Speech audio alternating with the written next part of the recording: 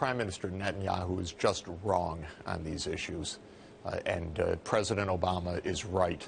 The idea that the Israeli Prime Minister came here to try to derail these negotiations, which aren't just U.S.-Iran negotiations, this is U.S., U.K., France, Russia, China, and Germany. It's not as if this is a naive group. And to come do this, I think, was absolutely inappropriate. And the idea that you just hold sanctions to try to undercut any chance of success in negotiations has been shown historically to be wrong time and time again. And so I think the Prime Minister was absolutely out of place, in my opinion, in what he expressed today. Sir, Mr. Netanyahu opposes any deal that leaves the Iranian nuclear program intact. Is that realistic, given that any compromise is going to require givebacks on all sides? I think that they're in a direction right now, as President Obama said, to stop Iran or make it impossible for them to make a nuclear weapon. And that's the direction that they're taking right now.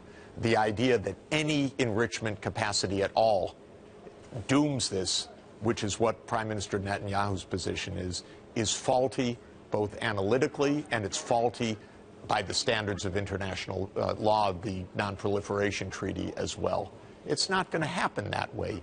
And I think that what we need to hope for is a sound agreement. It's not yet there, as President Obama said, but to try to scuttle an agreement and think that that's going to make the world safe is really a reckless position. Professor, yesterday my colleague Shelby Holiday, she gave us an outline of the toll that international sanctions have taken on the Iranian economy. If sanctions relief is one of the key components to Iran's economic recovery, where is that relief needed most?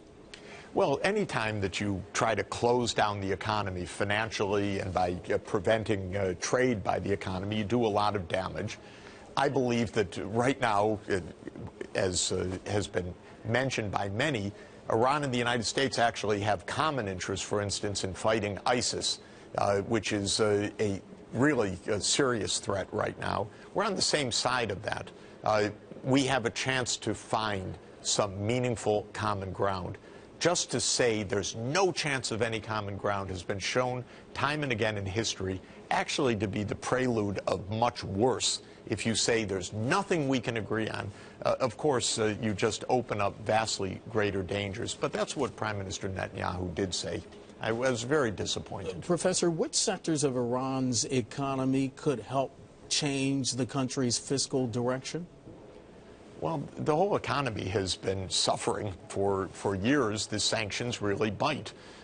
And the whole economy has suffered high inflation, a lot of financial instability, basically stagnation, unemployment. That's why they're looking for a way out, and why they have reached out to say we can find some compromise with you, some compromise that can be verified, that can be secured. And that is the direction, it seems, that the treaty is going, if it's not undercut by those who want to scuttle the whole business.